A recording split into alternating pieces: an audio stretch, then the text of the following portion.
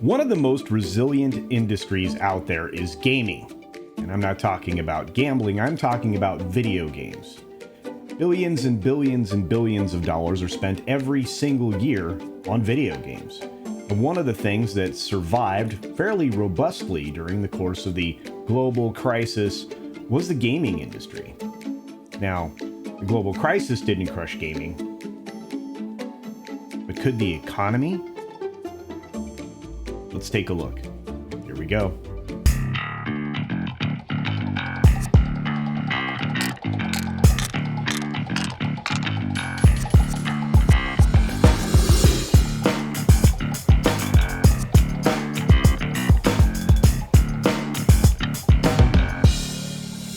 One of the great things that the magazine Variety does from time to time is actually in-depth study.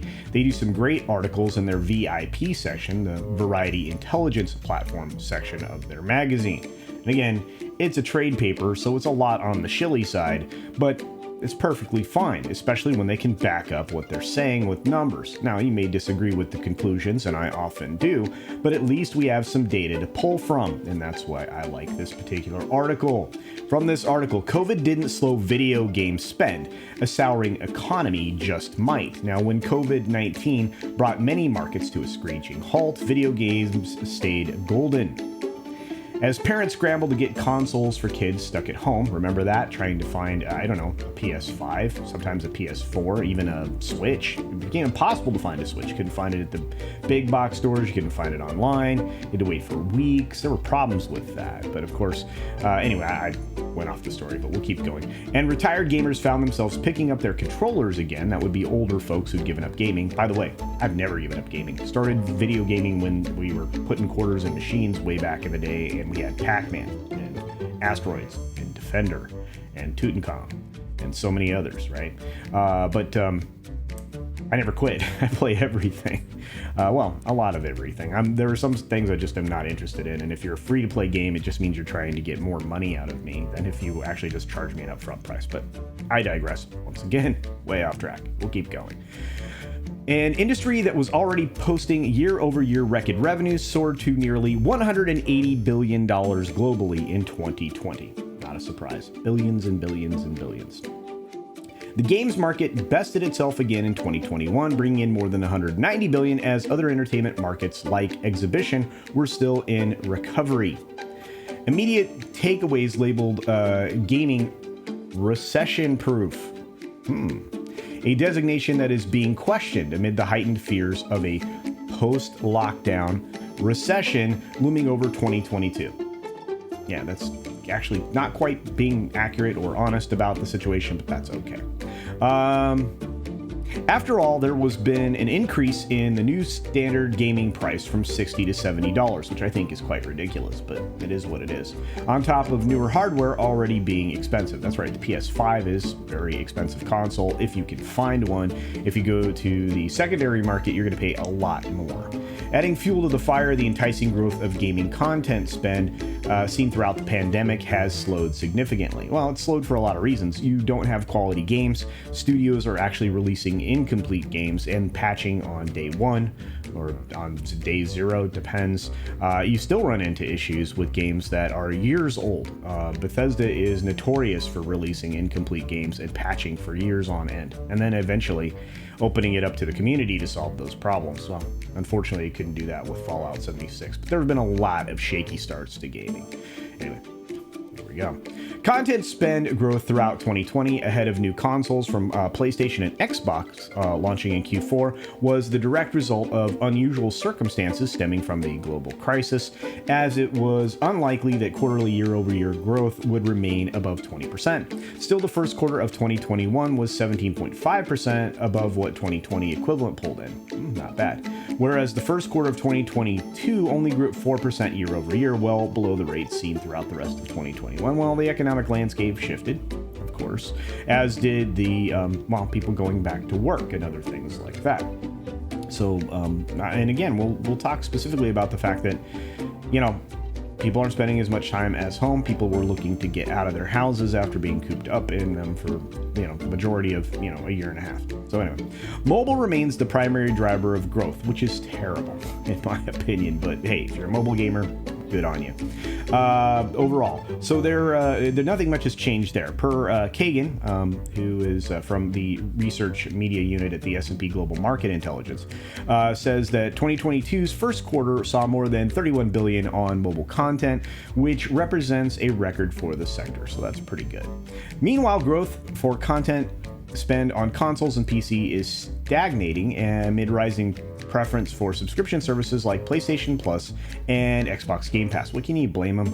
This is the other problem. You always have a direct effect on your markets when you change one of the key variables. Hollywood's experiencing the same problem right now with the streaming services. And if you saw the video that was released on Monday about a Maverick that's going against the grain there, you can see why, you're going to see a rise of more independent studios, not just obviously around Hollywood, but also around gaming. I think you're going to see more and more people from the independent side of things coming in and kicking booty. Revenue for mobile is tied to free-to-play spending models that prioritize in-game purchases from engaged players. That's true. But even as mobile growth revenue continues, Kagan estimates show a slowdown in growth for sector-wide in-game monetization as well. 2021 shows $128 million stemming from in-game purchases, an 11% year-over-year increase from 2020, a year that saw in-game spending rise 33% from 2019. Well, it makes sense. You're stuck at home. You do have a little bit of disposable income. You are trying to, elevate your game against other players usually in a lot of those free-to-play models, and you're going to spend some money. I mean, look at the terrible thing that happened with the new Diablo game that everybody's complaining about. Again, I have zero interest in mobile gaming. I use mobile gaming to pass time in airports. I mean, this just be honest. I'm never one to spend money on anything in an in-game purchase. And again, it's the free-to-play model is great. I mean, it's you end up with a ton of ads or you end up with a ton of purchases, and either way just doesn't end. So the article goes on to say, this highlights how console and PC are the sector's straining content spend growth. Well, that makes sense. While microtransaction model is observably effective for mobile, the PC and console crowds are much more resistant to it. Yeah, of course. I don't want to spend more money on my PC or my consoles or any of that. So, if all you have is your phone, it makes sense. Putting pressure on publishers to ensure they have a healthy balance between games designed as live services that make effective use of microtransactions and games that cater to single player crowds. Look, I know I fall more into the single player and the PvP style multiplayer stuff. I was a huge MMORPG fan, which would have included, of course, the launch of World of Warcraft, which I stopped giving Blizzard my money. And there's a lot of other great games out there that you can play in a multiplayer mode. I mean, look at what they did with the latest, GTA, right? GTA 5, that multiplayer is a lot of fun. It's enjoyable. You can spend money on it if you want to. I enjoy Madden. I enjoy Cyberpunk. I know I'm one of the few people that right from the beginning didn't have any issues. That has a lot to do with the rig that you're using, I believe.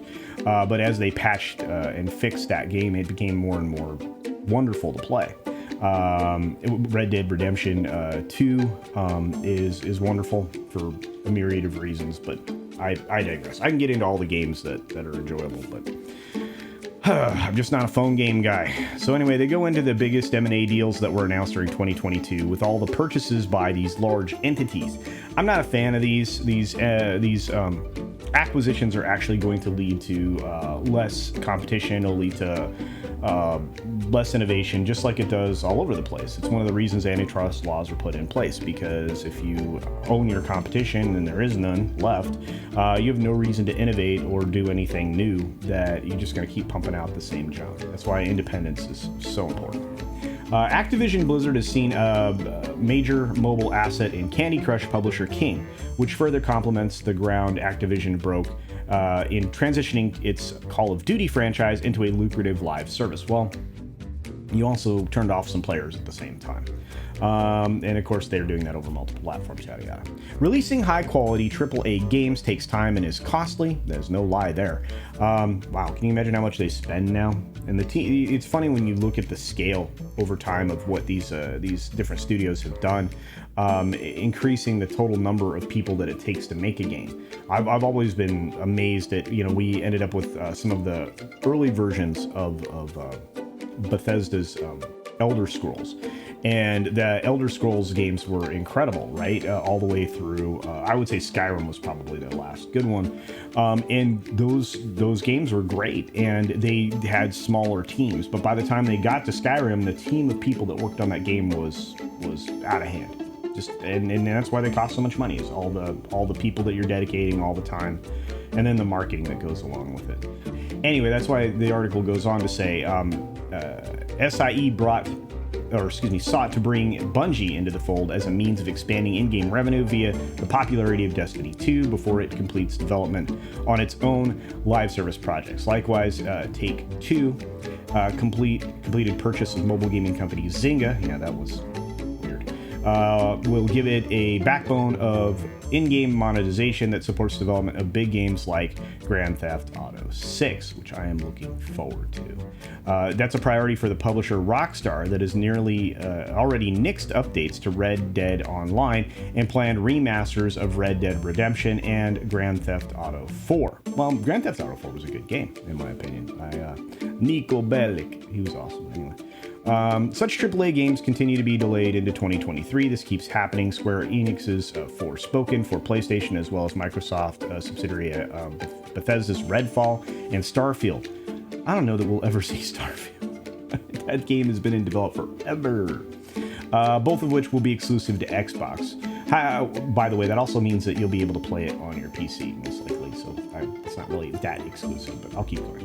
When highly anticipated games like these are delayed, that's launch day money being pushed further down the timeline, a trend that any publisher would want to be able to counteract by leaning into existing live services. Based on the surveys that we're seeing now, you're seeing that the shares for online population for playing games is spread across all demographics. Everyone is playing games these days, is what they say here in the article.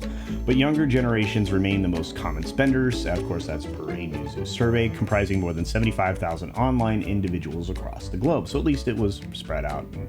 Pretty good sample size. Since mobile gaming's inherent monetization model is what it is, currently maintaining growth for the overall market, a noted reduction on spending within that model as sectors like console and PC providers player discount via subscriptions is exactly what could ruin the economic downturn-proof status of gaming so proudly held during the worst of the pandemic's financial strain. Look, a lot of this is going to all depend upon acquisitions as they continue to happen. Obviously, EA is going to be the most hotly pursued property out there. The article even goes on to talk about that. They, I guess, were at one point in 2022 or the beginning of this year in talks with Comcast to do a merger with NBC Universal. And that would have seen a lot of things change, a lot of things shift. Because that would have the telecom company essentially doing what AT&T did and spinning off something outside of its control. I'm not sure that would make it more successful, but it would have been interesting. Both entities have stayed mum on the matter. They are not talking about the fact that this was something that didn't work between EA and Comcast to try to get NBC Universal and EA together. But talks could have lasted longer if EA boasted a portfolio of live services as prominent as Activision Blizzard's, and I can't argue with that. Regardless, EA remains a hotly anticipated acquisition target for media and tech leaders. The jeopardization of in-game monetization amid a recession could foil hopes for EA and any other gaming company seeing a buyer. I agree with that. Look, I think for the most part, if you look at many of the elements of gaming, they're for the most part somewhat recession-proof. People are always going to save a little extra to buy that new game and go out and spend that on that new game. So I think titles, the AAA titles, are still going to be a hot commodity, and I also think that you're going to see continued mergers and acquisitions. I think they'll slow. I think I've said that during the course of this video. I think they'll slow. But I think both of those things are going to be true. You're going to still see AAA titles that people will spend money on, and you're going to see more acquisitions between these companies. And again, it's a problem ultimately because it'll lead to less innovation. We'll end up with not a lot of competition, and it'll be a cycle that actually creates the end rather than the economic issues that they're discussing here in the article. But that's my opinion. Hey, what do you think? Do you think I'm right? Do you think that the gaming industry is still somewhat bulletproof, even when you're looking at a recession or you're in one, like I suggest that we are now? Do you think that maybe we'll see more acquisition targets aligned between these larger entities? Do you think a tech company is going to come along and try to scoop up EA? I think that all of those things are somewhat likely. But hey, go ahead and use the comment section down below, and hopefully we can have a discussion about that. More productive than the last video game conversation that I had here on my channel. With that being said, support independent creators out there. They absolutely need your support. They're the ones that are making it happen. I've mentioned already this week, at least once, Eric July's amazing efforts for the Ripaverse. You can check that out at ripaverse.com. You can see him in multiple places. You can check him out at For Canon's Sake. He is just out there killing it. That's what an independent movement looks like, and he is really doing a great job with what he's doing. We need more of those. We need more independent houses in all fashions, not just in content production from comic books and television and film, but we also need it in video games. Just keep that in mind. And I'm going to end the video the same way I always do. Be sure to take care of yourself. Take care of others. Wash your hands, of course, because it's good hygiene. And until next time, bye.